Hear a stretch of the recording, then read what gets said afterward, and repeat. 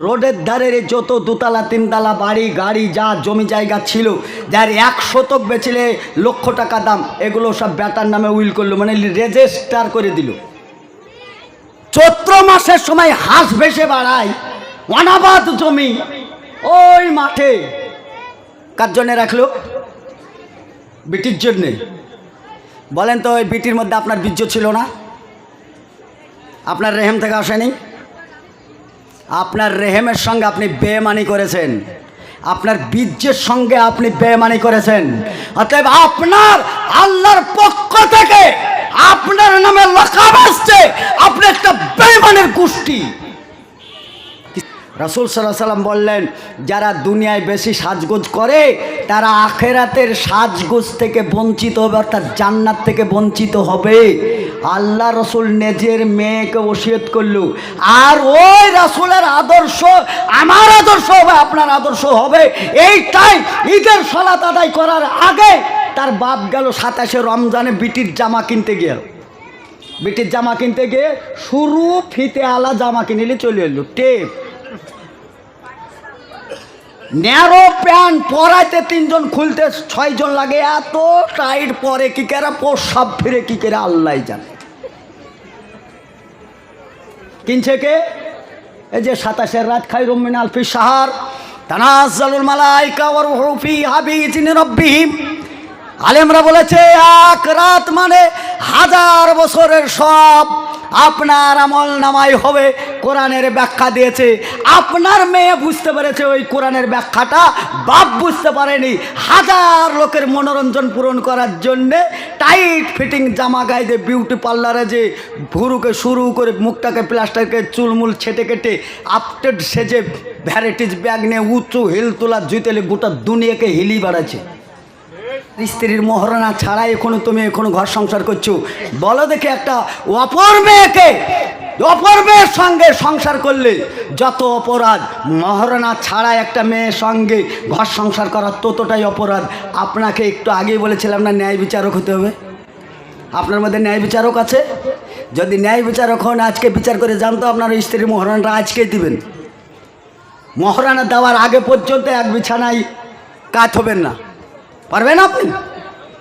বাচ্চায় হয়েই যায় কুকুর শিয়ালের মতন সমাজ আমাদের এরকম। এর জন্য সমাজ ছেঁড়া প্যান্ট কিনছে তাও সমাজ, ফাটা প্যান্ট কিনছে তাও সমাজ, টাইট ফিটিং বুরখা গাইতেছে, ওরে ফিটিং বুরখা, এইদিকে ঘাগরা আর এইদিকে একেবারে টান টান ডুগরা, তাকানি যায় না। 80 বছরের বুড়ো মানুষ যুবক হয়ে খাড়া হয়ে উঠছে, ওরে কি দেখছি রে। আর যুবকরা তো আছে মাশাল্লাহ। আপনার বাপই এই বুরখা কিনে দিয়েছে, আপনি কিনে দিয়েছেন। সমাজ গঠন করবেন আপনি, আপনার দ্বারাই সমাজ চলবে। আপনি সমাজের দায়িত্বশীল। কুল্লুকুম রাইনা কুল্লুকুম মাসউলুন রায়াতি। আর আমরাই বলছি যে প্রত্যেক দায়িত্বশীলকে কিয়ামতের মাঠে কৈফিয়ত দিতে হবে। দেন, আপনার শক্তি আছে। বিয়ে আমরাও করেছি, ছেলে আমাদেরও হয়েছে, একবারই হিজড়ে না। 5টা ছেলের মধ্যে একটা ছেলে এখানে দাঁড়িয়ে আছে। দেখেন আপনার ছেলের মতন চুল কাটা আছে কি? দেখেন আপনার ছেলের মতন প্যান্ট পরা আছে কি? পারি আমরা। আমি একজন পুরুষ, একটা মেয়েকে কন্ট্রোল করতে পারবো, ছেলে কন্ট্রোল করতে পারবো, সংসার কন্ট্রোল করতে পারবো। ইয়া আইয়ুহাল্লাযিনা আমানু কু আনফুসাকুম ওয়া আহলিকুম নারা। দুনিয়া বাঁচাতে পারলে আখিরাত বাঁচাতে পারা যাবে, দুনিয়া ধ্বংস হলে আখিরাত ধ্বংস হবেই হবে। রব্বানা আতিনা ফিদ দুনিয়া হাসানা ওয়া ফিল আখিরাতি হাসানা ওয়া কিনা আযাবান্নার। আযাব থেকে বাঁচতে হলে দুনিয়ার আযাব থেকে আগে বাঁচতে হবে। ভাই সকল, ভাই প্রধান বক্তা নূর মোহাম্মদ সাহেব খুব কাছের লোক, আল্লাহ ওনাকে হায়াত দেখ, আরও দীর্ঘজীবী করুক। দোয়াটা না জেনেই দিলাম, এই কারণে দিলাম, সমাজে ঠগাতে ঠগাতে ঠগাতে ন্যায় বিচার পাওয়া যায়, ঠগাতে ঠগাতে জিন্দগি ঠগেই বেড়াচ্ছে। এই একটা লোক মাশাল্লাহ আগেই কুটকুটি মিরিয়ে দেয়, মাল ঝাড়ো তারপরে তোমার ইমান পরে দেখাও। আর আমাদেরকে চিঠিতে ভরে ইমানদারি দেখাচ্ছে। চিঠির খাপে ভরেছে 400 টাকা, আর ওপরে রেখেছে সোহেল সালাফি, দিয়ে লুক করে দিচ্ছে, পকেটে ভরে নিয়ে যেয়ে দেখছি তো বইয়ের সায়া কেনা হবে না। ওই লোকটাকে হায়াতে তাইবা করুক। কিছু আলেম তো কিছু টাকা পাচ্ছে ওনার পরে পরে। সব মৌলবীকে আপনারা ঠগান। ও যে এখন ঠগাচ্ছে তো আর বিরুদ্ধে আপনারা লাগছেন। ওনার জন্য দোয়া করবে, এখানেই শুধু করবে না, কোনো দিন যদি আল্লাহ হজ উমরা করে তো ওখানে যেও দোয়া করবো। যাই সরাসরি জান্নাত যাবেই, এর গ্যারেন্টি আছে? কথা বলেন। কারণ লোকটার তো কোনো ত্রুটি দেখছি না, ভালো লোক। এত ভালো কিছু করার পরেও লোকটি সরাসরি জান্নাত যাবে তার গ্যারেন্টি নেই। কারণ গ্যারেন্টি কার্ড বা গ্যারেন্টি দিতে হলে একজনের কথাতে ইসলাম চলে, যার নাম মুহাম্মদুর রাসূলুল্লাহ, জোরে সোরে বলি সাল্লাল্লাহু আলাইহি সাল্লাম। তিনি যেহেতু এই বিষয়ে স্বীকৃতি দেননি, অতএব আমরা দিতে পারলাম না। বিষয় তাই না? থাক এই জায়গায়। একটি লোক ভালো নামাজ পড়ে না, ভালো দিনী খেয়ালের লোক না, ইসলামের ধারে কাছেও ভালো থাকে না, মদ মাতাল লোকটা খুব একটা ভালো পরিবেশের লোকটাকে দেখা যায় নাই। মদ মাতাল লোক মানে ভালো পরিবেশের লোক না, এটাই সাফ কথা। এই লোকটি রাস্তায় যাচ্ছিল আর এরকম মাইক বাজছে, আলোচনা সপক্ষে আমাদের সভাপতি সাহেবের বক্তব্য শোনার জন্যে ওর সাইকেলের গতি ওই দিকে ছিল, ও বিপরীত গতিতে এসে এই দিকে আসতে শুরু করলো। আস্তে আস্তে ভাবলো যে জীবনে তো কোনোদিন ভালো কাজ করিনি, ভালো জায়গায় যাই নাই, ভালো বসি না, ভালো জায়গায় ছিলাম না, আমাদেরকে কেউ ভালো বলে না, আজকে কিছু তো ভালো কথা হচ্ছে। তো এই ভালো কথা শোনার জন্যে ও সাইকেলটাকে ওই দিকে না নিয়ে গিয়ে এই দিকে আসছে। আস্তে আস্তে ও এই স্টেজে উপস্থিত হওয়ায় ওর মনে মনে মনে চিন্তা ভাবনা করছে যে আমি তো নোংরা লোক, মদের আড্ডায় থাকি, তাড়ের আড্ডায় থাকি, খারাপ জায়গায় থাকি, খারাপ পরিবেশে থাকি, লোকটা তো মোটেই ভালো না। আমি এই লোকগুলো যদি আমার দিকে তাকায় আর তাকে যদি আবার ছিচিৎকার করে আর যদি বলে যে ও আজকে এসছো, তুমি তো এই জায়গার লোক না, এরকম যদি বলে, তাহলে তো আমি মান ইজ্জতে পড়ে যাব, আমার সম্মানে পড়ে যাব। এ নিজে নিজে ভাবছে, এটা অনুভব করছে, অনুতপ্ত হচ্ছে। এরকম হওয়া স্বাভাবিক তো, হতে তো পারে। মৃত্যু কখন এসে কার দুয়ারে আসে, একজন মেহমান আসে কিন্তু ফিরে যায় না, যার নাম হচ্ছে মৃত্যু। রাসূল সাল্লাল্লাহু আলাইহি সাল্লাম বলেছেন, ভালো খাবার খেতে ইচ্ছা আছে ওইটা খেয়ে নিও, না তো ওইটা খাবার সুযোগ থাকবে না। পানি খেতে খেতে গলায় বেঁধে যায়, পানি তরল না, অনেক তরল, গলায় বেঁধে যায়, যে চোখ মুখ দাঁড়িয়ে যায়, চোখ মুখ দিয়ে পানি দেখা যায়। এই যা হাঁচছি, সামান্য একটু নিঃশ্বাসটা বন্ধ হয়ে যায়, হাঁচির পরে পরে আপনি কি বলেন? আলহামদুলিল্লাহ বলেন না? কারণ আমি একটু আটকে গেলেই এহকাল না কিন্তু পরকাল, মরে যেতে পারতাম। ও জেনে আলহামদুলিল্লাহ মানে পুনরায় তুমি আমাকে জীবিত করেছো, আলহামদুলিল্লাহ। আমরা যারা এই পরিবেশে থাকি, তো ওই লোকটির প্রতি দোয়া দেওয়ার জন্য আমরা কি বলি? এ রহমকাল্লাহ, এই লোকটা মৃত্যু ঘর থেকে ঘুরে আসলো, এই লোকটাকে এর উপর রহম করো, আল্লাহ তুমি এর উপর রহম করো। ওই লোকটি দেখছে যে আমার জন্য এত দোয়া করছে এরা, তো উনি কি বলেন? এহদিকুমুল্লাহ, আল্লাহ এই লোকটাকে হেদায়েত দান করো, নাহলে পরকাল একদম এর অন্ধকার। হেদায়েত না পেয়ে মরলে পারে তার বিপদ আছে। অথবা আল্লাহ তুমি এদেরকে হেদায়েত করো, এহদিকুমুল্লাহ ইসলাহ বালাকুম, হেদায়েতের সঙ্গে সঙ্গে এর বালা মুসিবতকেও দূর করে দিও। তাহলে দুনিয়া ও আখিরাতে দুটো দোয়া পাওয়া গেল না? গেল না? একটা হাঁচির মধ্যে এতটা নিহিত আছে জানি নাই, কিন্তু হাঁচি উঠতেই মারা যায়। অনেক মানুষ ব্রেন স্ট্রোক হয়ে মারা আছে, হার্ট অ্যাটাক হয়ে মারা আছে, অজান্তে ভালো মানুষ বাড়ি থেকে বেরিয়ে আসে, কিন্তু যাওয়ার সময় আর অন্যের ঘাড়ে যেতে হয়, সীমিত সময়, খুব অল্প সময়। কিন্তু আমরা মানুষ হিসাবে সৃষ্টি হওয়ার পরেও আমাদের চরিত্র খানিকটা ইঁদুরের মতো। মানুষ সর্বশ্রেষ্ঠ জাতি, চরিত্র ইঁদুরের মতন। শুনতে খারাপ লাগে না? ইঁদুরের কাছে গেলাম কেন? এই ইঁদুরের কাছে যাওয়ার আগে একটু দেখুন তো, ওই বাচ্চা ছেলে যখন দাঁতটা উঠে, ছোট্ট দাঁতটা উঠে, মিহি দাঁত, তো তার দাদির কাছে গিয়ে কত আনন্দ করে বলে, দাদি দাদি আমার দাঁতটা উঠেছে, দেখতো কত সুন্দর আমার দাঁতটা উঠেছে।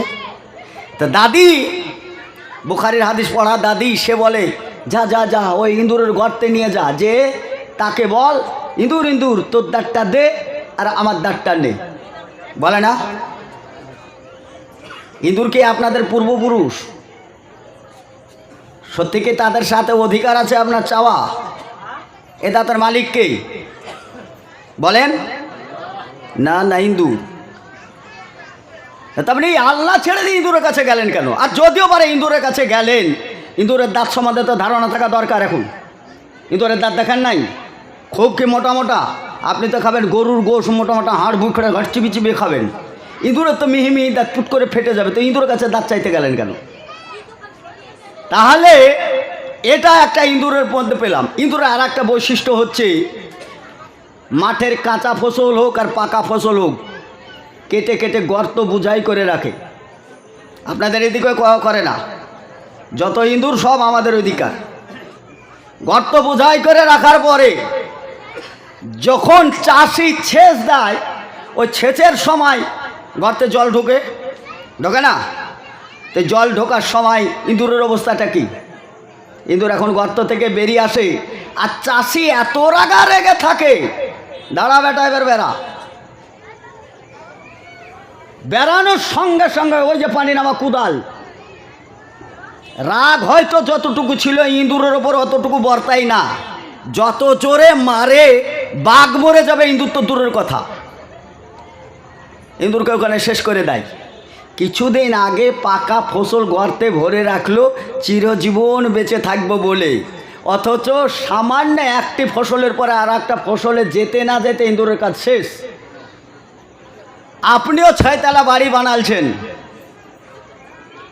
ইঁদুরের যে অবস্থা আপনার ওই একই অবস্থা। জালসা শুনতে শুনতে এসে হার্ট অ্যাটাক, শুনতে শুনতেই চোখ মুখ ঘোলা, তারপরে প্যারালাইসিস। কিছুদিন আগে মনে করে মাজায় গামছা বেঁধে লোককে দাপিয়ে বেড়াচ্ছিলেন, এখন হাতটা এরকম করে তুলে এই যে নামাজ পড়ছে, এই যে প্যারালাইসিস। কোথায় ক্ষমতা আপনার? সামান্য কিছু 2 দিন আগে আর পরে শেষ।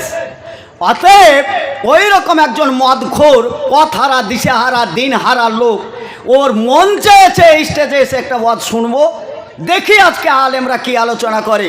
এসে স্টেজে বসে এরকম হাজারো চিন্তা ভাবনা আর প্যালপিটেশন হতে হতে হার্ট অ্যাটাক করে লোকটি এই স্টেজের উপর এইখানে মারা গেল। এই লোকটি মারা যাওয়ার পর আমাদের জালসার অবস্থা যাই হোক, লোকটি মারা গেছে এটাই ঠিক। লোকটি মারা গেছে, নানান মতামত আমরা করছি, মদখোর, তারপরে এখন ভালো পরিবেশে ছিল না, লোকটা ভালো না, হাজারো কথা বলছি। কিন্তু এই লোকটা মরে যাওয়ার পর এই লোকটি জান্নাতে যাবে না জাহান্নামে যাবে? ও কিন্তু জালসার স্টেজে মারা গেছে,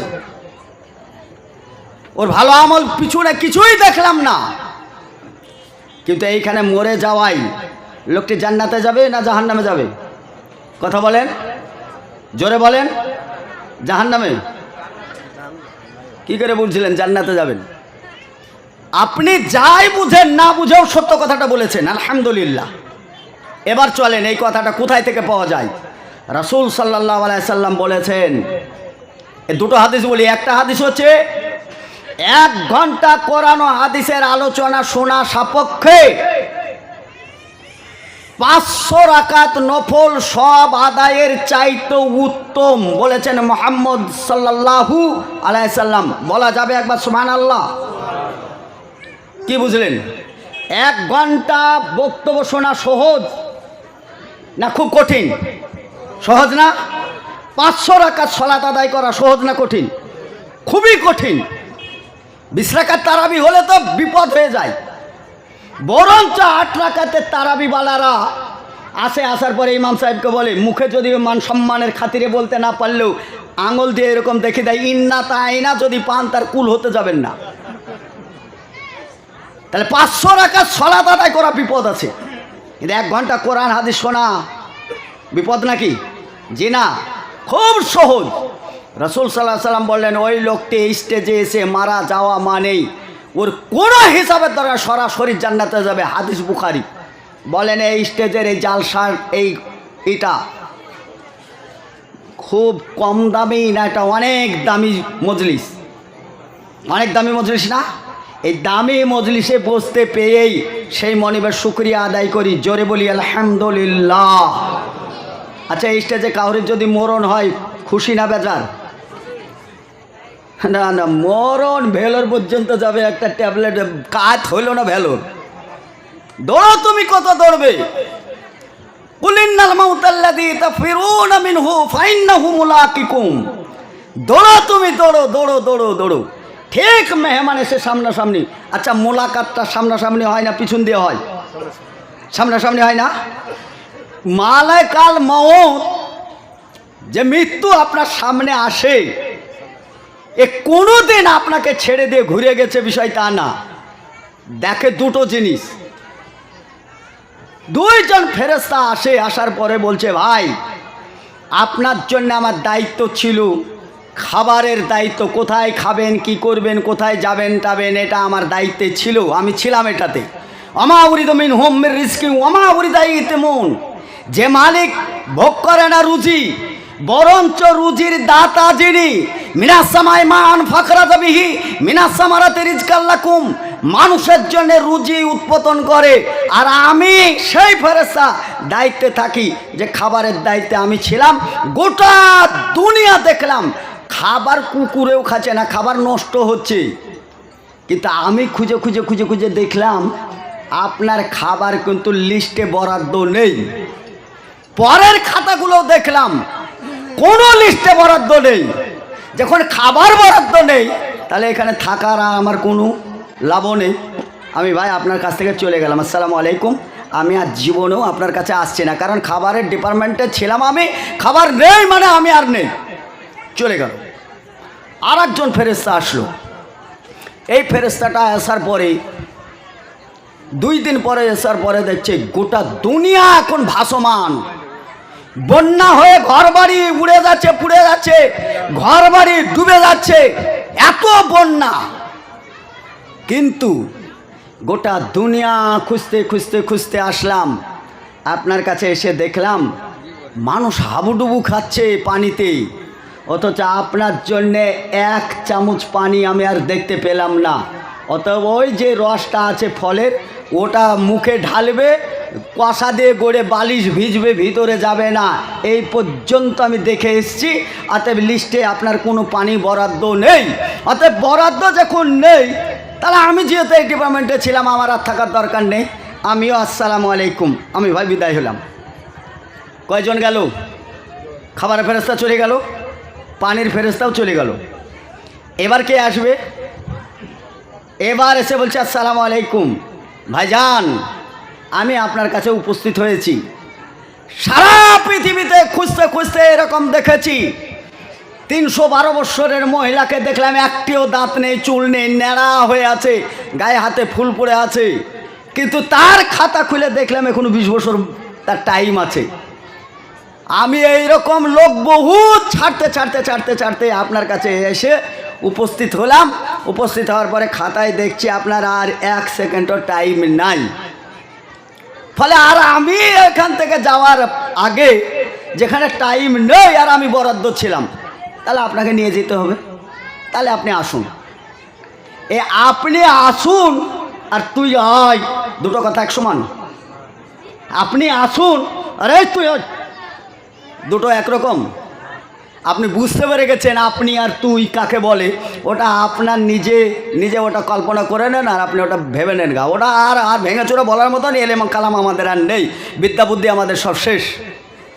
তবে এই যে আসে, সে ফিরে যায় না, সে হচ্ছে আপনার মৃত্যু। অতএব এটা দামি মজলিস। একটা মদখোর হলেও, একটা তাড়িখোর হলেও, গাঁজাখোর হলেও, সে এক্ষুনি তওবা তিল্লা করেছে, আর জীবনে কোনোদিন তাড়ি খাবো না, মদ খাবো না, গাঁজা খাবো না, যেরকম হারাম যা আছে কিছুই খাবো না। এত বড় বড় আলেমদের সব আলোচনা শোনার পরে হৃদয় চুরচুর হয়ে হারাম ঢালা ছিল, এটাকে ডিলিট করে দিলাম। আজ থেকে কলেমায় শাহাদাতকে গ্রহণ করে আমি সন্ধ্যা থেকে আমি পরিষ্কার পরিচ্ছন্ন হয়েছি। আমি সন্ধ্যা থেকে সলাত আদায় করব। লোকটা সলাত আদায় করতে পাইনি, পরেও নি, পড়তে সময়ও পাইনি, তার আগে মৃত্যু এসেছে। একটা জান্নাত যাবে না জাহান্নামে যাবে? এই লোকটি জান্নাত যাবে, তার আগে আল্লাহ কাছে তওবা তিল্লা করেছে। সারা জীবন ইবাদত করলাম, সারা জীবন ইবাদত করে করে করে করে বিশাল ইবাদত করে রেখেছি, রাখার পরে আসরের সময় যখন হলো, আর আসরের সময় যখন হাই আল্লাহ সাল্লাহ হাই আল্লাহ পালা যখন আজান চলছে, আমি তখন আমার কাজের গতিতে হাঁটলাম। কাজ করতে করতে আসর তো গেল মশাই, মাগরিব টান টান হয়ে গেছে। মাগরিবও যাই আসর চলে গেছে। এই আসর চলে যে মাগরিবের সময় লোকটা মারা গেল। মান তারাকা সালাতুল আসর ওয়াহলুহা ও মালুহা। খুব সহজ জিনিস কিন্তু খুবই কঠিন। যবে আপনার আসরের সালাত ত্যাগ করে দিলেন মানে জীবনে যা আমল করেছিলেন সবই ত্যাগ হয়ে গেছে। শূন্য হাতে আপনাকে যেতে হবে, শূন্য হাতে। এর নাম ইসলাম। আপনার মন মতন ইসলাম চলবে না। ইসলাম চলে একজনের নেতৃত্বে, যার নাম মুহাম্মদ রাসূলুল্লাহ সাল্লাল্লাহু আলাইহি সাল্লাম। বক্তব্য বিষয়টা আমার এত দূর ছিল না। আমি ওই দিক থেকে ঘুরতে ঘুরতে এইদিকে এসে ট্রাফিকের বাইরে বক্তব্য দিলাম, শুধু এই মজলিসটাকে শুধু বোঝানোর জন্যে, আর এই সভাপতি সাহেব বারবার অনুনয় বিনয় করার জন্যে বক্তব্যটা রাখছিলাম। আমি বক্তব্য রাখছি ইসলাম যে কমপ্লিট করেছে, আর কমপ্লিট করার পরে মানুষের কাছে উপস্থাপন করে ইন্নাল্লাহ রাব্বি ওয়া রাব্বুকুম ফাবুদু হাযা সিরাতে মুস্তাকিম, সঠিক রাস্তার দিশা দিয়ে গেছেন মুহাম্মদুর রাসূলুল্লাহ সাল্লাল্লাহু আলাইহি সাল্লাম। জীবনে আর কোনো নবী রাসূলও যেমন আসবেন না, আর কোরআনের পরে আর কোনো কিতাব আসবে না। এই কোরআন আপনাকে সিদ্ধান্ত দিয়ে গেছে, এই কোরআনের বাইরে জীবনযাপন করলে আপনি কতটা জায়গায় দাঁড়িয়ে থাকবেন আর কতটা জায়গায় আছেন। একবার এইদিকে চলুন। একজন মুসলিমের কাজ কি?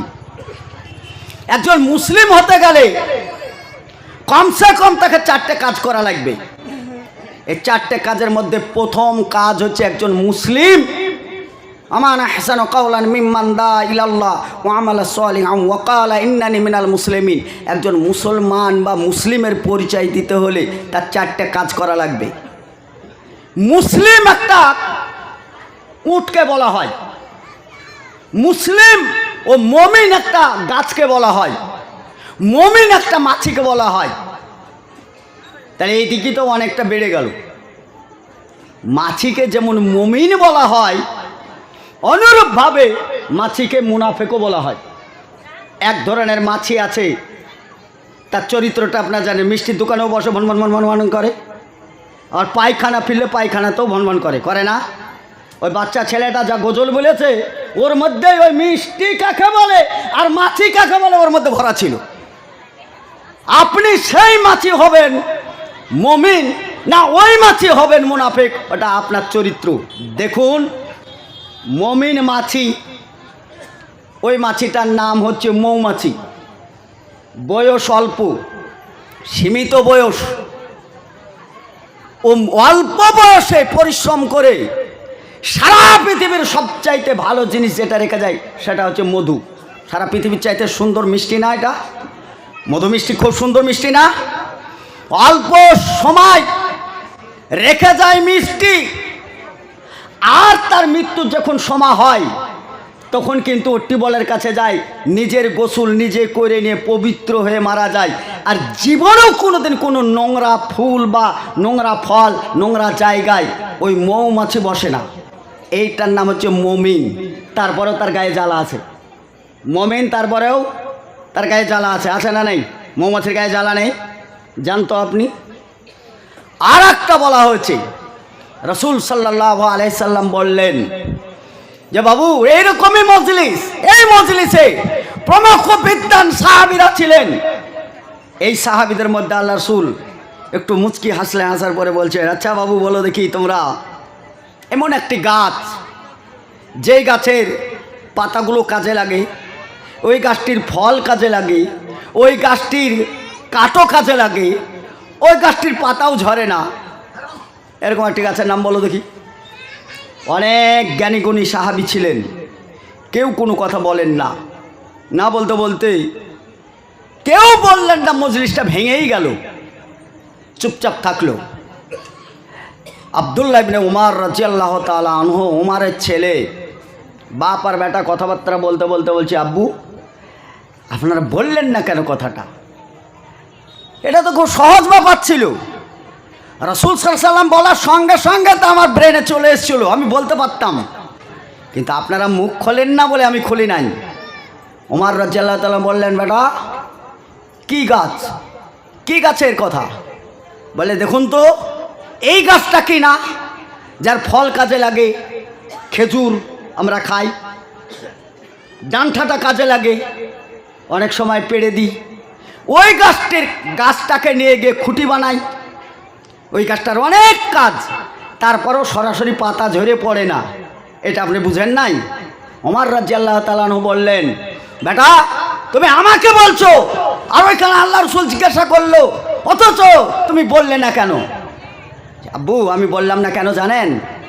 বললাম না এই কারণেই যে আপনি ছিলেন, আবু বকর সিদ্দিক রাদিয়াল্লাহু তাআলা আনহু একজন সাহাবী ছিলেন, এর চাইতেও অনেক, আমার চাইতে অনেক সম্মানী সাহাবী ছিলেন। আমি ছোট মুখে কথাটা বলবো, আমার এটা বেয়াদবি হয়ে যাবে, ওই বেয়াদবিটা থেকে রক্ষা করে আপনাদের সম্মানার্থে আমি এই ছোট মুখে আপনাদের আগে কথা বলিনি। কতদূর ভেবেছে বলেন তো, বলেন কতদূর ভাবনা? যে আমি আমার আব্বু বা আবু বকর সিদ্দিক রাদিয়াল্লাহু তাআলা আনহু তার আগে যদি আমি কথা বলি তাদের ওনাদের সম্মানের ঘাটতি হবে, তাই হয়তো আমি বলি নাই। আর আজকালকার ছেলে পেলে যদি বাপকে প্রশ্ন করা হয় তাহলে লাতিতে উত্তর দেয়। কোথায় গিয়ে দাঁড়িয়েছে, কোথায় দাঁড়িয়েছে সমাজ? মাস্টারকে অপমান করতে পারলে ওই ছাত্র হিরো সাজে, চুলের কাট দেখলে বোঝা যায় হ্যাঁ এই ইউনিভার্সিটির ছাত্র, প্যান্ট পরা দেখলে বোঝা যায় হ্যাঁ কোটিপতির ঘরের ছেলে। প্যান্ট টাকা পয়সা দিয়ে আজ থেকে 10 বছর আগে একটা প্যান্ট পরে রাস্তায় বেড়ালে পারে লজ্জা লাগতো না? ছেঁড়া ফাটা প্যান্ট পরলে লজ্জা লাগতো না? কার লজ্জা লাগেনি বলেন? আপনাদের লজ্জা লাগতো না? ছেঁড়া প্যান্ট পরে রাস্তায় বেড়ানো এটা লজ্জার বিষয় ছিল 10 বছর আগে। আর আজকে টাকা পয়সা দিয়ে ছিঁড়া প্যান্ট কিনে নিয়ে সামনের দিকে আলু বেরিয়ে যাচ্ছে, ওইটা বলে ফ্যাশন, এইটা বলে ফ্যাশন। হাঁটু বেরিয়ে যাচ্ছে, শরমগা উদাম হয়ে যাচ্ছে, নামাজ পড়তে যে পাছা দিয়ে প্যান্টটা নেমে যাচ্ছে আর ওপরের জামাটা উঠে পড়ছি। অনেক মুসল্লি তো দোয়া বলে আল্লাহুম্মা আফতাহ লি আবওয়াবা রাহমাতিকা, বলে না? মসজিদে ঢোকার পরে রুকুতে যখন যায় প্যান্টটা এই জায়গায় নিচে নেমে গেছে, পাছার রুয়া ভুয়া সব দেখা যায়, আর মুসল্লি এসে বলছে আল্লাহুম্মা আফতাহ লি আবওয়াবা রাহমাতিকা, রহমতের দরজা খোলাই আছে। হায়া লজ্জা আছে? তোমাকে দিয়ে সমাজের কি কাজ হবে? কাজ। আর আজ কাজকে ওমর রাদিয়াল্লাহু তাআলা সামনে তিনি বলছেন এই কথাটা বললে বেয়াদব হবে, আর আজকের ছেলেরা বেয়াদবি ভাবে সালাত আদায় করে পাছার উদাম করে দিয়ে। কাল আর আজকে কি শরীয়ত? মা বোন হাসেন না, আপনাদের টপিকটা একটু পরে। আপনারা যে বুরখা গায়ে দেন আপনাদেরটা পরে আসছি, সময় এত তাড়াতাড়ি বিদায় হবে না, 1 ঘন্টার ব্যাপার আছে। চলুন তাহলে এক জায়গায় একটা কথায় এক বাপ সম্মান পাচ্ছে আর আরেক বাপ ছেলের জন্য অসম্মান হচ্ছে। পরিবেশ কোথা থেকে কোথায় গেছে? চলুন তাহলে একটা গাছ, যেই গাছটার এত উপকার পাওয়া যায়, গাছটা মুসলিম, অর্থাৎ খেজুর গাছটাকে মুসলিম বলা হয়েছে, তাহলে একটা মুসলিমের কাছে অনেক উপকার পাওয়ার দরকার, অনেক উপকার পাওয়ার দরকার নেই? একটা খেজুর গাছ যা উপকার করে, ফল দেয়, রস দেয়, কাঠ দেয়, তারপরে খাদ্য খাবার দেয়, পাতা ঝরে না, ওর কাছে যত উপকার পাওয়া যায় একটা মুমিন মুসলমানের কাছে তত উপকার পাওয়া দরকার। এখন কি তাই পাওয়া যায়? যত চিটার বাটপার সবে জালসা শূন্যওয়ালারা চিটারি করে এখানে সমাজ গঠন করতে চাইছি। এখনও এই জায়গায় বসতে পারবেন কিনা আল্লাহ জানে। ভাষা তো আর আমি ইংল্যান্ড থেকে, আমেরিকা থেকে, আর আমি জর্ডান, লেবানন, ফ্রান্স থেকে তো আর আমি লেখাপড়া করে আসি না, আমার বাড়ি এই বহরমপুর। পরিবেশ কোন জায়গায় আছে? চলুন তাহলে একটা মুসলিমের 4টে কাজ। এক, মুসলিমটাকে সত্যবাদী হতে হবে। এখন সত্যবাদী বেশি না মিথ্যাবাদী বেশি? কথা বলেন। বাপকেও মিথ্যে বলে, মাকেও মিথ্যে বলে, আর ভাবিকে পেলে তো ভাবি মানে ভাবছে তাকে নিয়ে, তার কথা তো ও আর ছেড়েই দেন। ভাষাই শুনলে অবাক লাগে। আমাদের সভাপতি সাহেবের সভাপতিত্বে আমি একটা জালসা করেছিলাম। ওনার ভাষা খুব ছিমছাম বলেন, সামনাসামনি বলছি তা না, আপনাদের এলাকার ছেলে আপনারা খুব ভালোই জানেন।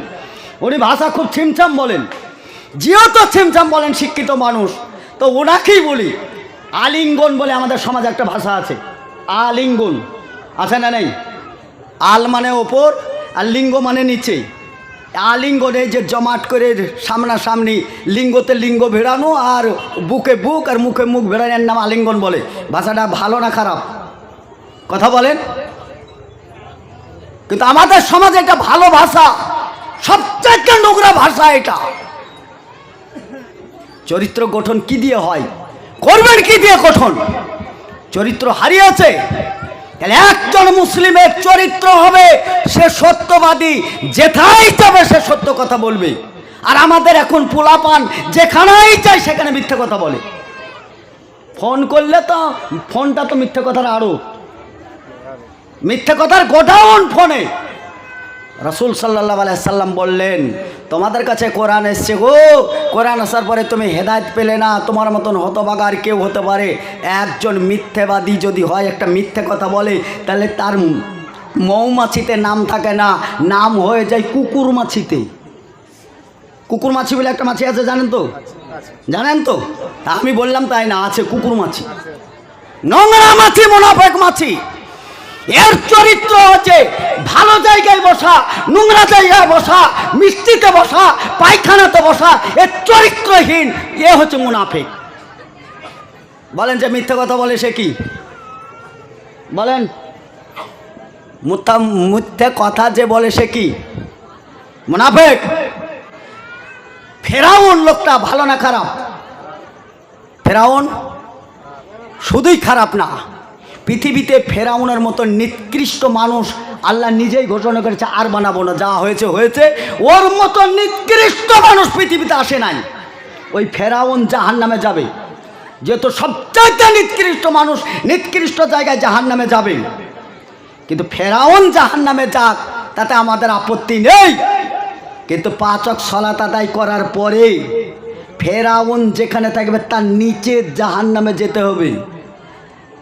5 ওয়াক্ত সালাত আদায় করে জাহান্নামে যেতে হবে মানে? কারণ আপনি যে মিথ্যাবাদী, 5 ওয়াক্ত সালাতও আদায় করেন, মাঝে মধ্যে মুখ ফসকি মিথ্যে কথা বেরিয়ে যায়। এই যে ফসকি মিথ্যা কথা বেরিয়েছে, ইন্নাল মুনাফিকিনা ফি দারকিল আসফালি মিনান নার ওয়ালান তাজিদ লাহুম নাসিরা। যেমন ওই ফেরাউনও কোনো সাহায্য পাবে না, আপনি মুনাফিকের খাতায় নাম লিখে দিয়ে আপনিও আল্লাহর কাছে কোনো সাহায্য পাবেন না। এই মিথ্যা কথা ছেলেরাও বলে, মেয়েরাও বলে, বলে না? চলেন এই জায়গায় থাক। এক নাম্বার, তাহলে প্রথমত সত্যবাদী হতে হবে, সৎ চরিত্রের হতে হবে। নাম্বার 2, ন্যায় বিচারক হতে হবে। নাম্বার 2, ন্যায় বিচারক। সত্যবাদী কাকে বলে, ন্যায় বিচারক কাকে বলে, দুটো পয়েন্ট এখন বলে আর দুটো পরে বলছি, টাইম ফুরিয়ে যাবে, দূর করে বলতে পারবো না। সত্যবাদী বানি ইসরাইলের কম রাসূলের জামানার বহু পূর্বে এইরকম দোকান দিচ্ছে, এরকম সরাসরি ওপেন দোকান। আর একজন ইহুদি ইসলামের চরমপরম শত্রু, সে শত্রুতা করে ইসলামকে সারা পৃথিবীতে বদনাম রটাবার জন্য জাসুস হিসাবে নেমেছে, যে ইসলামের ভুল ধরার জন্যে। ও এসেই গরমের টাইম এই দোকানে এসে বলছে, ভাই এই রুমালটা আমাকে দেন। দাম কত? তার দাম এত, তো দেন রুমালটা দেন। যে দোকানি সে ছিল মুসলিম, বলল না ভাই এই মালটা বিক্রি নেই।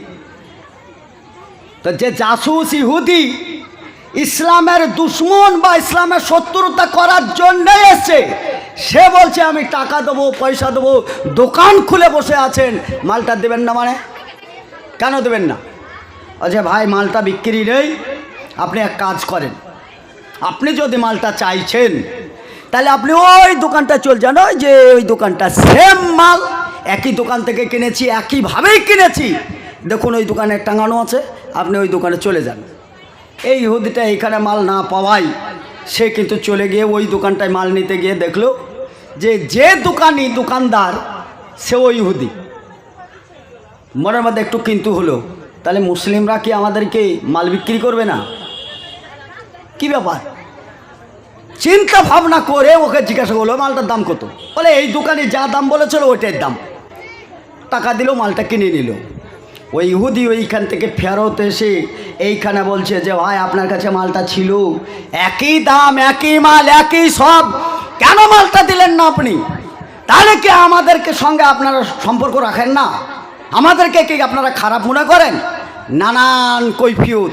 বললে ভাই শুনুন, আপনি বিচলিত হয়েন না, উত্তেজিত হয়ে কোনো কথা বলে লাভ নেই। আপনি এখানে শুনুন, তারপরে দেখুন। আমি সকাল থেকে বেচা কেনা করাই, আমার অনেক বেচা কেনা হয়েছে, আমার সমস্যা যা ছিল মিটে গেছে। আমি লক্ষ্য করে দেখেছি পাশাপাশি দোকান, ওই দোকানে একটিও মাল বিক্রি করতে পারে নাই। ও দোকান খুলেছে, আমিও দোকান খুলেছি। আমি কিছু পয়সা টয়সা নিয়ে গিয়ে আমার স্ত্রী ও পুত্র হাতে তুলে দিলে বাড়িতে আনন্দিত হবে, খুশি হবে। আর ওই বেচারা শুধু হাতে বাড়ি যাবে, তার স্ত্রীর কাছেও সম্মান থাকবে না, ছেলে সন্তানের কাছেও সম্মান থাকবে না। ও বেচারার তো একটা সম্মান আছে, ইজ্জত আছে। ওর জন্যে আমি দেখলাম এই মালটা আমি না বিক্রি করে আমি এই মালটা যদি ছেড়ে দিই, ওই ভাইয়ের কাছে মালটা নিলে পারে ও বাড়িতে গিয়ে তার স্ত্রীর হাতে বা পুত্র হাতে অল্প টাকা হলেও একটু সম্মান তো থাকবে। ওই সম্মানার্থে ওই মালটা আমি কিনি নাই, আপনার বিক্রি করি নাই, আপনাকে ওখানে বললাম ওখান থেকে কিনে নেন। ওলা তাস্তাবিল হাসানা ইল্লা বিসাইয়া ইদফা বিল্লাতি আহসান। এটা কত চরিত্র, পবিত্র কোরআন আপনাকে এই শিক্ষা দিয়েছে। অল্প বেতনে, অল্প ইসে আল্লাহর পক্ষ থেকে রহমত ও বরকত আসে। যখন আপনি কোরআন মেনে নেবেন, রাসূলের আদর্শ মেনে নেবেন, অবশ্যই বরকত নামবে। আজকে রাসূলের আদর্শ আমাদের জীবনে নেই, যার জন্যে আজকে বরকত খুঁজে পাওয়া যায় না। চলুন তাহলে একটা ট্রাফিকের ওপরে অনেক দূর চলে যাবে, যার জন্য একটাই বললাম, তাকে সত্যবাদী হতে হবে। নাম্বার 2, ন্যায় বিচারক হতে হবে। বলেন আমাদের সমাজে ন্যায় বিচারক এখন? আমাদের সমাজে যারা আমরা জালসা করছি আর যারা আমরা জালসা শুনছি, আমরা কি ন্যায় বিচারক? কথা বলেন না। না, ন্যায় বিচারক তো দূরের কথা। হজ করতে যাচ্ছে বেটা, হজ করতে যাচ্ছে। এখন হজ করে যদি না ঘুরে আসে, যদি হজে যে মারাই যায়, রাসূল সাল্লাল্লাহু আলাইহি সাল্লাম বললেন খানায়ে কাবার দিকে সারা পৃথিবীর মানুষ মুখ করে সালাত আদায় করি, ওই কাবার সম্মানার্থে। আমাদের মসজিদের মুখ কোন দিকে আছে?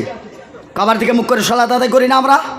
তাহলে সারা পৃথিবীর মানুষ যেই দিকে মুখ করে সালাত আদায় করি, আর ওই স্থানে যে টাকা পয়সা খরচ করে কেউ যদি ওইখানে স্থানে সালাত আদায় করতে পারে, তো রাসূল সাল্লাল্লাহু আলাইহি সাল্লাম বললেন ওই খানায়ে কাবায় সালাত আদায় করা আর আমাদের এই সমস্ত ভারত অভারতের মসজিদে সারা জীবন সালাত আদায় করা, তাও কাবার সম্মানার্থে ওই সালাতটার গুরুত্ব বেশি থাকবে। বলা যাবে একবার সুবহানাল্লাহ? তাহলে টাকা পয়সা খরচ করে হজ করে যাওয়া ইসলামের একটা রুকুন। আমরা যাইও তাই, যাওয়ার পরে যদি ঘুরে না আসি, যদি মারা যায়, যদি চাপে মারা যায়, তপ করতে গিয়ে মারা যায়, ভিড়ে যদি মারা যায়, চিন্তা ভাবনায় রোডের ধারের যত 2তলা 3তলা বাড়ি গাড়ি যা জমি জায়গা ছিল, যার 1 শতক বেচলে লক্ষ টাকা দাম, এগুলো সব বেটার নামে উইল করলো, মানে রেজিস্টার করে দিল। চৈত্র মাসের সময় হাঁস ভেসে বেড়ায় অনাবাদ জমি, ওই মাঠে কার জন্যে রাখলো? বিটির জন্যে। বলেন তো ওই বিটির মধ্যে আপনার বীর্য ছিল না? আপনার রেহেম থেকে আসেনি? আপনার রেহেমের সঙ্গে আপনি বেমানি করেছেন, আপনার বীর্যের সঙ্গে আপনি বেমানি করেছেন। অতএব আপনার আল্লাহর পক্ষ থেকে আপনার নামে লাকাব আসছে, আপনি একটা বেমানের গোষ্ঠী। কিসের বিচার? কার বিচারে বসেন আপনি? কাল কিয়ামতের মাঠে হজ করেছেন, আল্লাহ কবুল করে নিয়েছে, দান করেছেন কবুল করে নিয়েছে, তারাবি তাহাজ্জুদ পড়েছেন কবুল করেছে, আপনি ইফতারিতে মানুষকে দান খায়রাত করেছেন, আল্লাহ কবুল করে নিয়েছেন। আল্লাহর কাছে আপনি একেবারে পরিষ্কার হয়ে গেছেন। আপনার খাতায় লিখে দেওয়া হচ্ছে যে 100 ভাগ নেকিতে আমার কাছে পুরস্কৃত হচ্ছে, এই লোকটি দাখালাল জান্নাত, এই লোকটাকে জান্নাত বরাদ্দ করা হলো। ভালো জান্নাত চলে গেলেন আপনি। ওয়াইজা খাজা ফিকামিসি ফিদ দুবুর, পিছন থেকে জামাটা ধরে, হাজী সাহেবের জামাটা ধরে বলছে, আব্বু কোথায় যাচ্ছেন? বলে মারে আজকে আমি ভাগ্যবান, আল্লাহ আমার উপর অনুগ্রহ করেছে, আল্লাহ কত দয়া করেছে। এই হাসরের ময়দান ভর্তি লোকের মধ্যে আমার হাতে, ডান হাতে সার্টিফিকেট, আমি জান্নাতি লোক। মারে আমি জান্নাতে যাচ্ছি। বলে আব্বু জান্নাতে যাচ্ছেন, যান, আমার আপত্তি নেই, আপনি আমার আব্বু, জান্নাতে যাবেন, এটাই স্বাভাবিক। কিন্তু যত ঠেলার গুঁতো খেয়েছি আপনার জামাইয়ের কাছে, রোডের ধারে জমি না দিয়ে ওই হাঁস ভাষা জমিটা দিয়েছিলেন, ওই ঠেলার চোটে দুনিয়ায় বাস হয়নি বাপ। আজকে ঠেলার চোটে, আজকে ওই দিন যেমন আমার দুঃখ ছিল, আজকে তোমার যেন দুঃখ। বাপ ওই জান্নাতে যাওয়ার হলো না, আমার মালটা দিয়ে দাও, আমার জমিটা দাও, জান্নাতে চলে যাও। ও তো জান্নাত খোলা আছে, চলে যাও বাপজি, কিন্তু মালটা আমাকে দিয়ে দাও। বলে আমি তো হাতের দিকে তাকিয়ে দেবো, একটা আংটিও নাই, পায়ের দিকে তাকিয়ে দেখবো একটা মোজাও নাই, দাঁতের দিকে তাকিয়ে দেবে 13টা দাঁতে এমনিই পড়ে গেছে, ফক ফক করে বেড়াচ্ছে। বলে কিছুই তো না, যে জামাটা গায়ে দিয়েছিল ওটাও তো কাটার ফাটা, হয়তো ছিঁড়া, সেলাইবিহীন। মা আমার কাছে তো কিছু নাই, কিছু নাই। রোডের ধারে জমি বাবদ যেই মূল্য হয়, ওই মূল্য অনুপাতে আজকে আমাকে নেকি দান করো, আমি ওই নেকি চাই।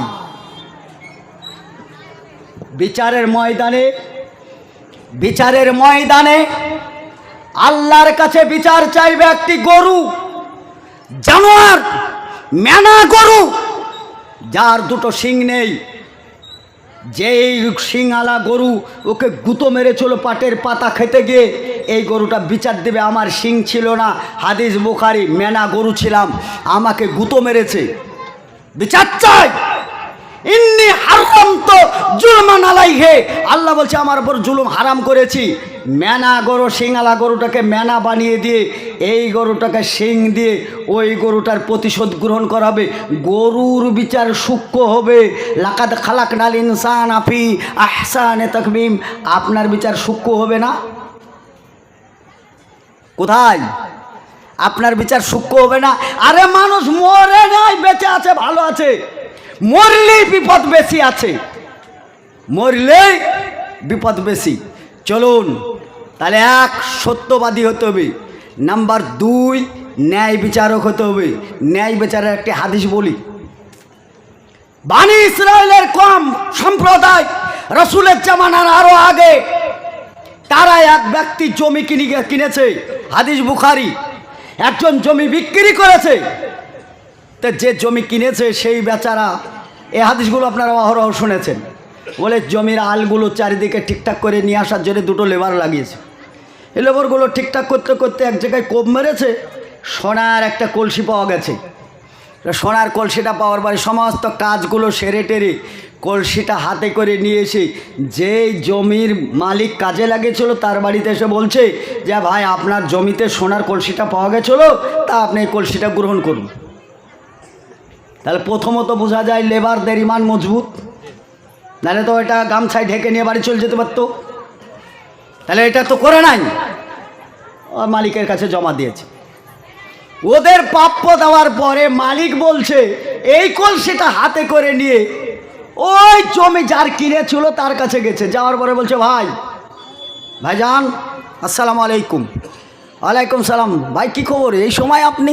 বলে হ্যাঁ এই টাইমে এলাম।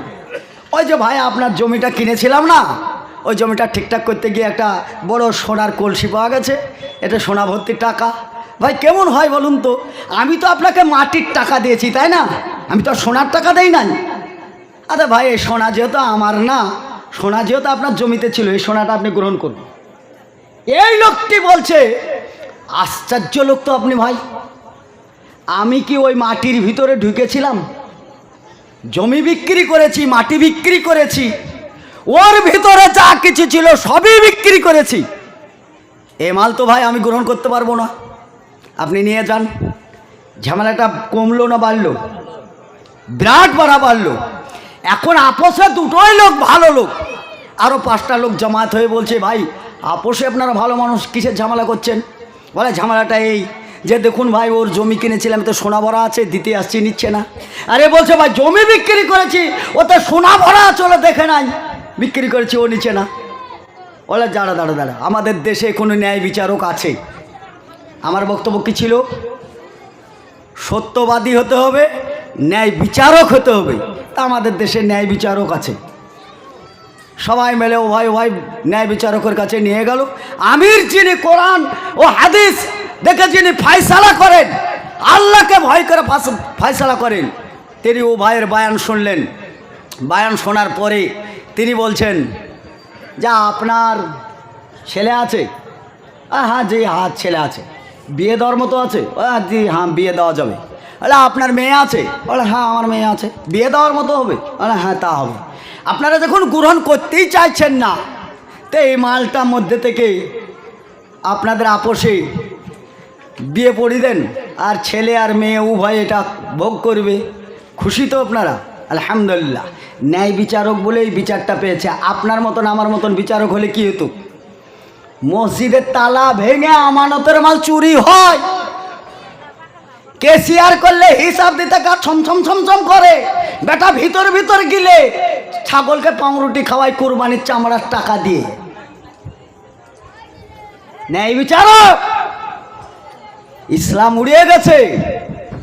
টাকা পয়সা এত দরকার, এত দরকার কেন? এখন সৎ ধার আর খুঁজে পাওয়া যায় না, সব ধার খুঁজে পাওয়া যায়। সৎ ধার খুঁজে পাওয়া যায় না সমাজে, সব ধার খুঁজে পাওয়া যায়, কোনো ধারই বাদ নাই। ভাই সকল, ন্যায় বিচারক মুসলিম হতে হলে ন্যায় বিচারক হতে হবে।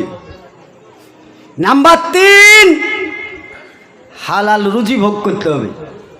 খেল তো লাগলো, যারা বসে আছেন হালাল রুজি খেয়ে 2 দিন আগে কি মান দেখালো। ওয়ান আবি হুরায়রা রাদিয়াল্লাহু তাআলা আনহু ক্বালা ক্বালা রাসূলুল্লাহ সাল্লাল্লাহু আলাইহি ওয়াসাল্লাম মান সামা রমজান ঈমানান ওয়া ইহতিসাবান গুফিরা লাহু মা তাকাদ্দামা মিন জামবি। হাদিসগুলো বলেনি? সমস্ত জায়গায় ইমাম সাহেবরা এই হাদিসটা বেশি বেশি করে বলেছে। যদি একটু ইমান তৈরি হয়, যদি একটু ইমানদার হয়, এই হাদিসগুলো বেশি বেশি করে বলেছে। ইমান হয়ে চলেও সত্যি তাই, আলহামদুলিল্লাহ। টাইম হয়ে গেছে সোশ্যাল মিডিয়ায়, আপনার মসজিদের ইমাম আজান দেয়নি মানে ও ইফতারি করেনি, এত ইমান। এখনও আধ মিনিট আছে। আব্দুর রাজ্জাক বাংলাদেশ বলছে 1 মিনিট আগে রোজা খুলো, ওর কথা মেনেছি আমরা? জি না, 1 মিনিট তো দূরের কথা, 1 সেকেন্ড আব্দুর রাজ্জাকের কথাও শুনেনি। ও আমাদের সোশ্যাল মিডিয়ায় ওই যে স্যাটেলাইট থেকে টাইম ধরে আছে, আজান দিচ্ছে মোবাইলে, ওটাও ধরে নি। আমাদের ইমাম সাহেব কখন আজান দিবে ওই ইমামের দিকে তাকালছি আর ঘড়ির দিকে তাকিয়ে ইফতার করেছি। এত ইমানের বহর, আধ মিনিট আগেও খাইনি। কেন? খেলে পালে রোজাটা যদি না হয়, রোজাটা যদি ভেঙে যায়, যদি ভেঙে নাও যায়, যদি দুমড়ি যায়, যদি দুমড়ি না যায়, যদি মুচকি যায়, তাহলে কমপ্লিট করব। করো, তোমার কমপ্লিট করলাম এই 2 দিন আগে। আজ তো 3-4 দিন পরেই জালসাটা, তাই না? এই ইমানটা শোনেন। এবার আর এক জায়গায় যাই। আকালা রবা বাবা নাসিরহা মিসলাইন কে রাজুল ওয়ালাদতু উম্মুহু। 1 সেকেন্ড আগে আপনার ইমান চরম মজবুত। ঠান্ডা পানি খাননি, পুলিশ ছিল, পানি খেলে তোর গদ্দান ওড়াবো এরকম দারোয়ান ছিল? কে ছিল? কেউ ছিল না। শুধু আপনার ইমানের বাধা দিয়েছে।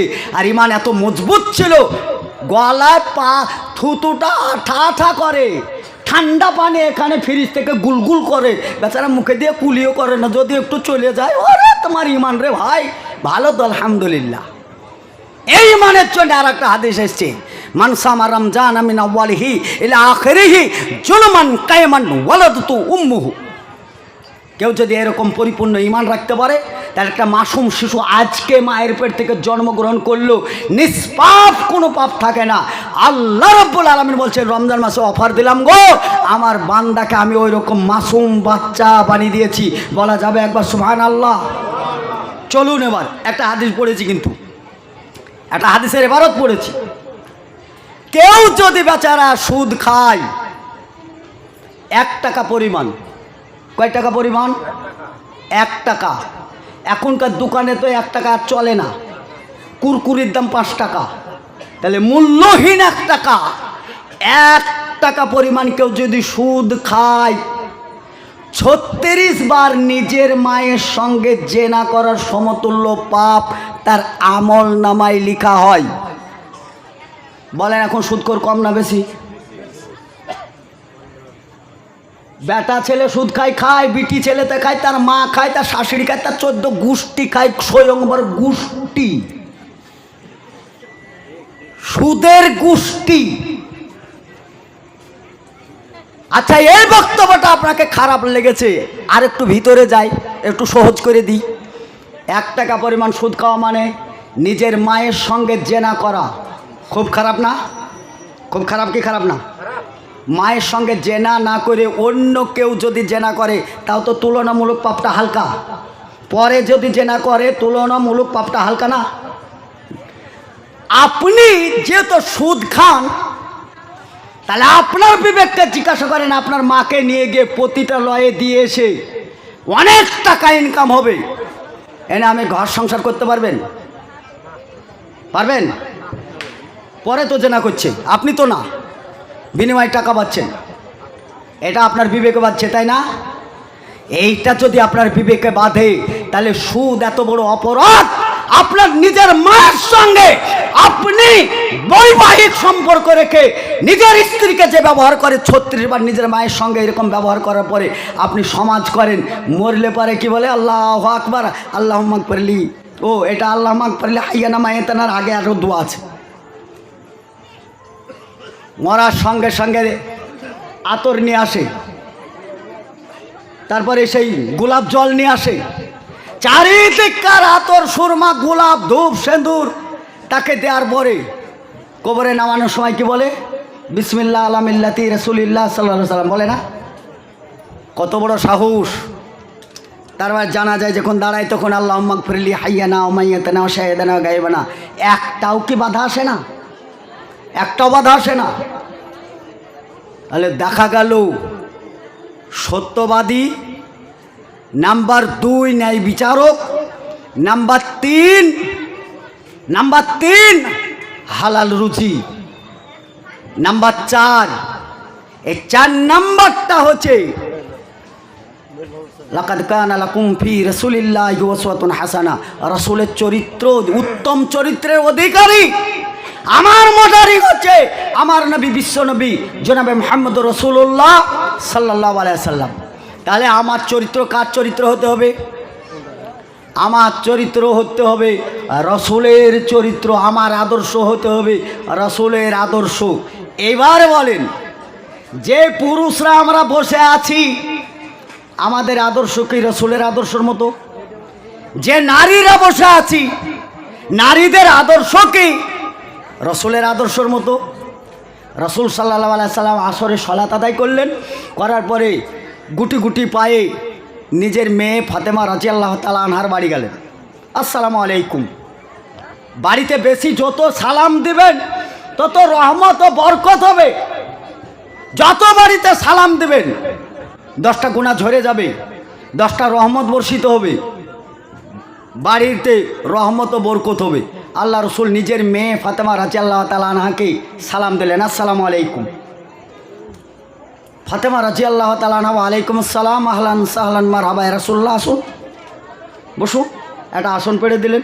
আল্লাহ রসুল লাঠিটা নিয়ে বসতেই একটা কথা বললেন, মা তোমাকে একটু সাজগোজ মনে হচ্ছে, বেশি সাজাগোজা করা মনে হচ্ছে। হ্যাঁ আব্বু, আমি একটা আমার বান্ধবীর বাড়ি যাব মনে করছিলাম, তাই আমি একটু সাজগোজ করে জাইতুনের তেল দিয়ে মাথাটা বেঁধেছি, এই একটা ব্যাপার। রাসূল সাল্লাল্লাহু আলাইহি সাল্লাম বললেন, যারা দুনিয়ায় বেশি সাজগোজ করে তারা আখেরাতের সাজগোজ থেকে বঞ্চিত হবে, অর্থাৎ জান্নাত থেকে বঞ্চিত হবে। আল্লাহ রসুল নিজের মেয়েকে ওসিয়ত করলো, আর ওই রাসূলের আদর্শ আমার আদর্শ হবে, আপনার আদর্শ হবে।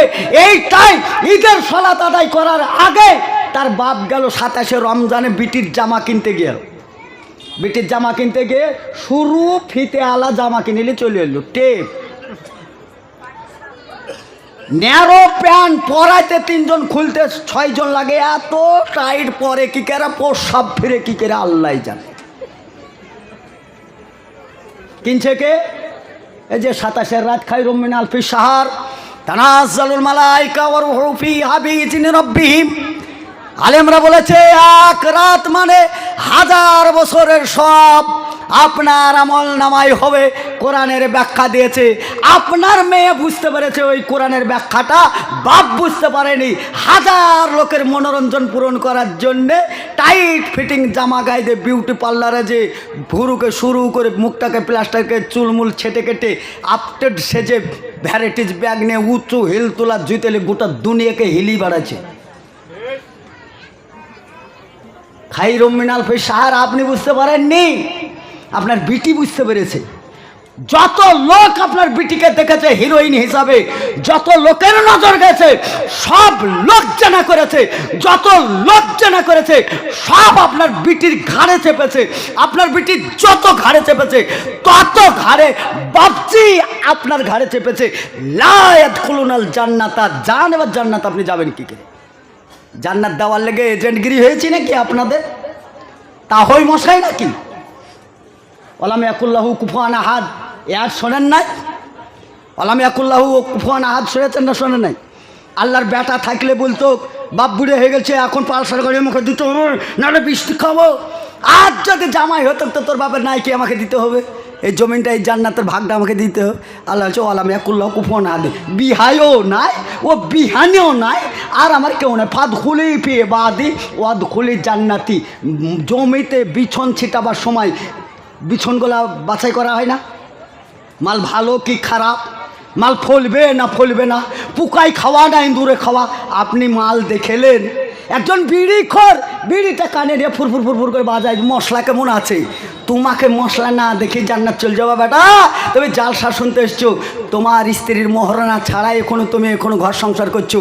বলো দেখে, একটা অপর মেয়েকে অপর মেয়ের সঙ্গে সংসার করলে যত অপরাধ, মহারণা ছাড়া একটা মেয়ের সঙ্গে ঘর সংসার করার ততটাই অপরাধ। আপনাকে একটু আগেই বলেছিলাম না, ন্যায় বিচারক হতে হবে। আপনার মধ্যে ন্যায় বিচারক আছে? যদি ন্যায় বিচারক হন, আজকে বিচার করে জানতো আপনার স্ত্রীর মহারণাটা আজকেই দিবেন। মহারণা দেওয়ার আগে পর্যন্ত এক বিছানায় কাজ হবেন না, পারবেন আপনি? বাচ্চায় হয়েই যায়। কুকুর শিয়ালের মতন সমাজ আমাদের এরকম। এর জন্য সমাজ ছেঁড়া প্যান্ট কিনছে তাও সমাজ, ফাটা প্যান্ট কিনছে তাও সমাজ, টাইট ফিটিং বুরখা গাইতেছে, ওরে ফিটিং বুরখা, এইদিকে ঘাগরা আর এইদিকে একেবারে টান টান ডুগরা, তাকানি যায় না। 80 বছরের বুড়ো মানুষ যুবক হয়ে খাড়া হয়ে উঠছে, ওরে কি দেখছি রে। আর যুবকরা তো আছে মাশাল্লাহ। আপনার বাপই এই বুরখা কিনে দিয়েছে, আপনি কিনে দিয়েছেন। সমাজ গঠন করবেন আপনি, আপনার দ্বারাই সমাজ চলবে। আপনি সমাজের দায়িত্বশীল। কুল্লুকুম রাইনা কুল্লুকুম মাসউলুন আন রাইয়াতি। আর আমরাই বলছি যে প্রত্যেক দায়িত্বশীলকে কিয়ামতের মাঠে কৈফিয়ত দিতে হবে। দেন, আপনার শক্তি আছে। বিয়ে আমরাও করেছি, ছেলে আমাদেরও হয়েছে, একবারই হিজড়ে না। 5টা ছেলের মধ্যে একটা ছেলে এখানে দাঁড়িয়ে আছে। দেখেন আপনার ছেলের মতন চুল কাটা আছে কি? দেখেন আপনার ছেলের মতন প্যান্ট পরা আছে কি? পারি আমরা। আমি একজন পুরুষ, একটা মেয়েকে কন্ট্রোল করতে পারবো, ছেলে কন্ট্রোল করতে পারবো, সংসার কন্ট্রোল করতে পারবো। ইয়া আইয়ুহাল্লাযিনা আমানু কু আনফুসাকুম ওয়া আহলিকুম নারা। দুনিয়া বাঁচাতে পারলে আখিরাত বাঁচাতে পারা যাবে, দুনিয়া ধ্বংস হলে আখিরাত ধ্বংস হবেই হবে। রব্বানা আতিনা ফিদ দুনিয়া হাসানা ওয়া ফিল আখিরাতি হাসানা ওয়া কিনা আযাবান্নার। আযাব থেকে বাঁচতে হলে দুনিয়ার আযাব থেকে আগে বাঁচতে হবে। ভাই সকল, ভাই প্রধান বক্তা নূর মোহাম্মদ সাহেব খুব কাছের লোক, আল্লাহ ওনাকে হায়াত দেখ, আরও দীর্ঘজীবী করুক। দোয়াটা না জেনেই দিলাম, এই কারণে দিলাম, সমাজে ঠগাতে ঠগাতে ঠগাতে ন্যায় বিচার পাওয়া যায় না। ঠকাতে ঠকাতে জিন্দগি ঠগেই বেড়াচ্ছে। এই একটা লোক মাশাল্লাহ আগেই কুটকুটি মিরিয়ে দেয়, মাল ঝাড়ো তারপরে তোমার ইমান পরে দেখাও। আর আমাদেরকে চিঠিতে ভরে ইমানদারি দেখাচ্ছে। চিঠির খাপে ভরেছে 400 টাকা আর ওপরে রেখেছে সোহেল সালাপি, দে লুক করে দিচ্ছে, পকেটে ভরে নিয়ে যেয়ে দেখছি তো বইয়ের সায়া কেনা হবে না। ওই লোকটাকে হায়াতে তাইবা করুক। কিছু আলেম তো কিছু টাকা পাচ্ছে ওনার পরে পরে। সব মৌলবীকে আপনারা ঠগান। ও যে এখন ঠগাচ্ছে তো ওর বিরুদ্ধে আপনারা লাগছেন। ওনার জন্য দোয়া করবে, এখানেই শুধু করবে না, কোনো দিন যদি আল্লাহ হজ উমরা করে তো ওখানে যেও দোয়া করবো। ভাই সকল আর সামনে এগাচ্ছি না, আপনাদের মূল্যবান টাইম ছেড়ে দিলাম। আমাকে ডাকলে ভাই এই ভাষায় আসবে, এতে খারাপ আসবে, ভালো আর আসবে না। আমি আর তো লেখাপড়া করি না, আর আমি তো আর কোনো কলেজ ইউনিভার্সিটিতে যাচ্ছি না। এইটাই থাকবে। আপনার ইচ্ছা হলে ডাকবেন, না হলে ডাকবেন না, কিন্তু ভাষার মুখ আর চুপা এটাই থাকবে, এর বেশি পাল্টাবে না। আশা করা যায় আমার বাংলা ভাষা বুঝতে পেরেছেন। আল্লাহ আপনাদেরকে হেদায়েত দান করুক, আল্লাহ আপনাদেরকে ইসলামিক কালচার বুঝ দান করুক। আমিন। ওয়া আখিরি দাওয়ানা আলহামদুলিল্লাহি রাব্বিল আলামিন। আসসালামু আলাইকুম ওয়া রাহমাতুল্লাহ। ওয়া আলাইকুম আসসালাম ওয়া রাহমাতুল্লাহি ওয়া বারাকাতুহু। মাশাআল্লাহ, জাযাকুমুল্লাহ আহসানাল জাযা।